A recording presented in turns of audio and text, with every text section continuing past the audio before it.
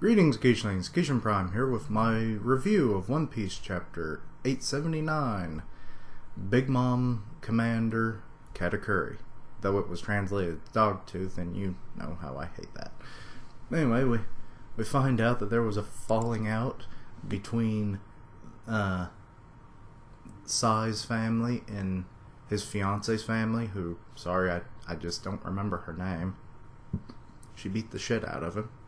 So that was funny. He's supposed to be this big, powerful Navy commander, and he got beat up by a woman. So, One Piece is a fun world, isn't it? And I assume that you see like her father in like there. It's the only thing I could come up with. Anyway, let's see. Gotta move on. There we go. Brook is obviously sorrowed and just depressed over the loss of Pedro, because when you really think about it, other than Carrot, he's the one who spent the most time with him. You know, because he's spent the better part of at least an extra day with Pedro. Just the two of them mostly. So it's like, what if only we were stronger? He would have survived. And you got Carrot and Chopper and even Nami crying a little bit. And Jinbei's just trying to rally up the troops. It's like the enemies should be the ones crying now. It's like, don't let your hearts get too clouded. And Brook's like, you wait a minute here, Pedro. Those are cold-hearted words. And it's like, and how dare you let them come out of your mouth so easily? And it's like, you barely spend any time with Pedro. And then Jinbei's like, we shouldn't let our guards go, you know, let our guards down, because that's what Pedro, you know, it's his victory, and those are his words crying out to us. And it's like, it was a kill or be killed situation. That's how we knew this coming in. It's the situation we're in now. We have to deal with it. Don't let our guards down.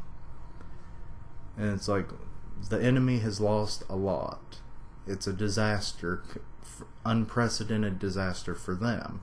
So this is our best time to get out. But if we let our guards down, there's no chance at all.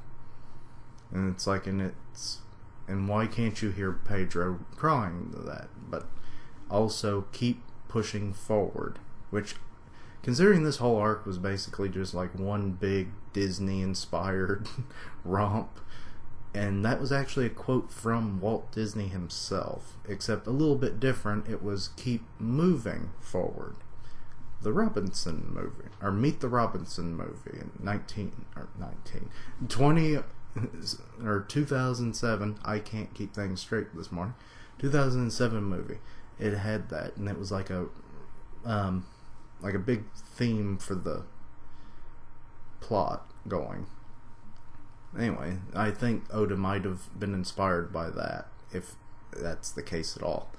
But anyway, Jinbei explains that Luffy grasped the situation, and that's why he's fighting Katakuri. But his life is on the line because he's fighting a major powerhouse, which we will find out later. Big Mom is somehow walking across the water. She's not Jesus. And they know that they have to get out of her territory, otherwise there is no way of surviving. So yet again, Jinbei's like, don't let your guards down. Can't you hear Pedro crying that out? And then that riles up Chopper, and it's like, Mommy, tell me what to do. And she starts giving them commands. They're going to use the same route that they got there with. So she's telling you, rudders to the starboard, and, we'll take the wind on our starboard side, and we'll meet at the rendezvous point, and there's a slightly stronger wind that will blow soon. We need it as a tailwind. And Brook's running to go fill up the cola barrels again, so that maybe they have to use another coupe de burst at some point. They'll be ready. And then not Pedro. Why do every time I look at Jinbei, I think it's because he inherited Pedro's will to some extent. even though they spent little to no time together. He's like, I'll take watch over the currents, which makes me think that, like, in the future, him and Nami could be a good team to making, like, very safe voyages for the crew. Especially if it's, like, in less deadly situations like this. But Carrot jumps up, I guess in the crow's nest. It was really hard to tell. And she's like, they're coming from our 6 o'clock. The ships from before, and wedding cake, Big Mom. And she's walking on the ocean, and it's like, but that's impossible. We find out that it's a giant mass of candy, and you know who's making that. It's Perospero. He calls it his candy sea slug. And that he was like, well, where's Zeus in all of this? He's the one that's supposed to be carrying her, not me, but whatever. I've developed quite the profound hatred for you people. It's like, you made me lose my arm. But no worries. He just makes one out of candy, which I guess that makes sense. It's what I figured would probably happen at some point. It kind of looks like a Terminator hand, you know, from, I think it was Judgment Day, with the T-1000, and it had like that metallic look to it before it takes on the full appearance. But he complains that, like, with the, whenever he drinks his favorite black tea in the afternoon, it'll melt the hand. Interesting. That, why are you holding a teacup by nothing other than the handle, right? But anyway, and it's like, he just hates Pedro for what he did, and he even asked Napoleon for some reason, and it's like, is there any greater shame than this? And Napoleon answers, and I don't quite get it. In my country, hideous criminals don't actually have much of a future, so he's supposed to be part of Big Mom. When did Big Mom ever leave a country outside of Whole Cake? And then he threatens further with, that bloody cat's friends shall make, or I shall make them suffer. And then off on the west coast of Whole Cake, you have Zeus and Prometheus. And Prometheus looks exhausted. And he's like, I want to eat some fire, my strength. And Zeus seems to be fine, other than just being, like, very small, it kind of looks like. So maybe that giant thunderbolt, because we hadn't seen him since. Maybe that, like, exhausted him and just shrunk him down. And maybe that's probably why Prometheus is also in a sorry state. Anyway, outside of the Totland Seas, which, what? You have, which Totland's the whole territory. Why is it outside? You have Pound in his little boat, or little ship. I mean, compared to him, it's not a big boat, but he ends up seeing Sanji, Pudding, and Chiffon on the flying carpet, Rabian, and it's like, I must be mistaken, but that looks like my daughter, Chiffon. Which, how he even saw her, you can barely see her in the frickin' panel. His eyes must be like binoculars. And he's like, we find out that Lola was actually the chocolate minister for Choco Island, which is interesting. I was always under the assumption that maybe you didn't become a minister until you got married, but I guess that's not the case, unless maybe she was given that position when the whole giant thing was building up and then it broke off, so she was still the minister, but never anything after that developed. And it, just like we don't revoke the status, I guess. But anyway, and the seat's been vacant ever since she left, and like, Pudding is hiding in the rolled up part of Rabian, like where his face is. It's all because he doesn't, or she doesn't want to be on the same carpet as Sanji. And he's like, aw. It's like, please just promise you won't fall off. And Sanji is finding out more about Lola. It's like she's a famous chocolatier, and I think I already said this, but Pudding's like had been waiting all this time in the hopes that Lola would return someday and take back the chocolate minister position, because that's actually what Pudding was going to be given when she got married to Sanji, or at least fulfilled the plans. And she goes into her crazy bit with like why she didn't want to sit on the same carpet is because it's like, if someone sees me in this white wedding dress with him, they'll think we're a couple or something. And Chiffon's just totally, who will? I mean, we're out in the middle of the fucking ocean. And it's annoying.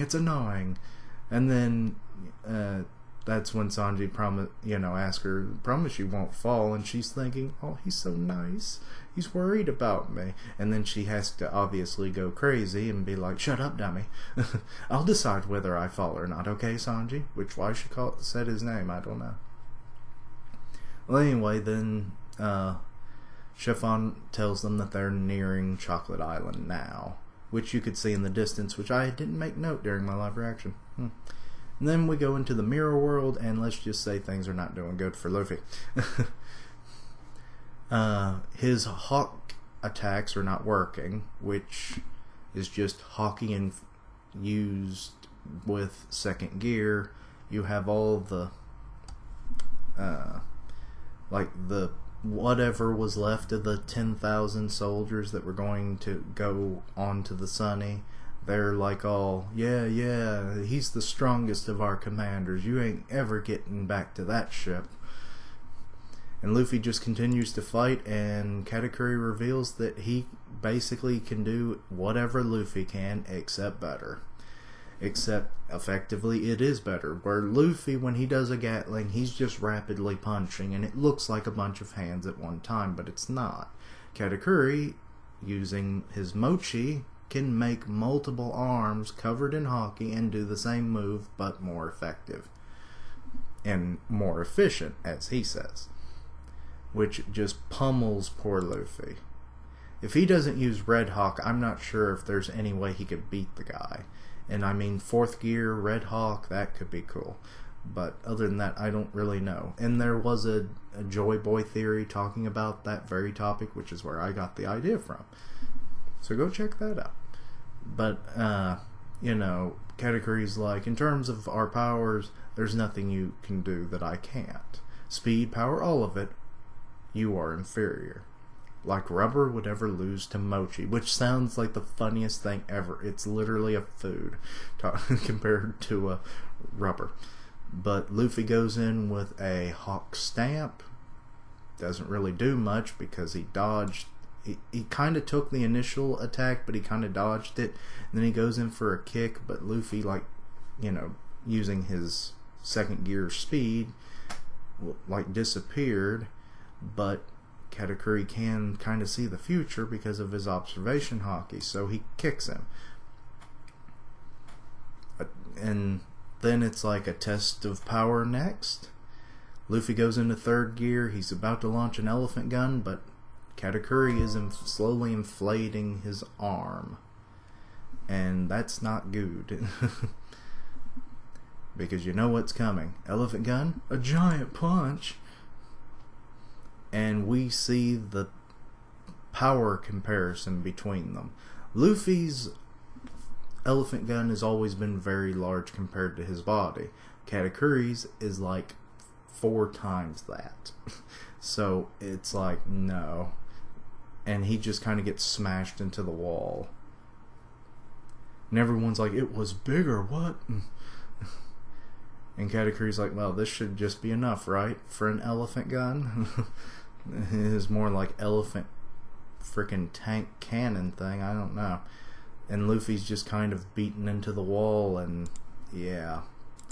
This doesn't look good for Luffy, I hate to say it. Red Hawk with 4th gear might be his only chance, but if Katakuri can do the same kinds of moves, he could probably easily mimic Red Hawk. Now 4th gear, that might be something different because of how haki reacts with Luffy's body. you know?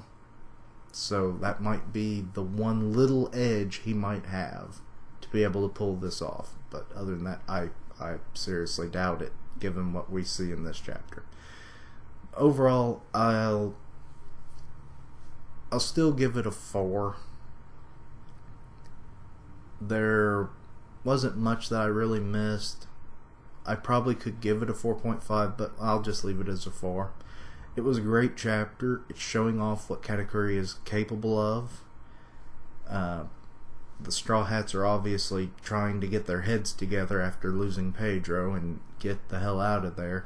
But the whole thing with Big Mom and Perospero teaming up to make her able to walk across the water, that's obviously something no one was predicting. So, because I figured he might be too weak to maintain something like that. And also with how small he was compared to her, you know, he was sitting on Napoleon, which I was pretty sure he was fairly tall.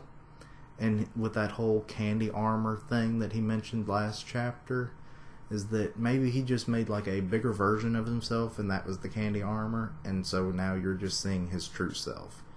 He just can't maintain it or something. I don't know. I could be wrong. Until we get like an actual height chart for him, who knows. But anyway, overall, great chapter. Loved it. But anyway, thank you for watching. Like, comment, and subscribe, and I'll see you next time. Keishlings, roll out.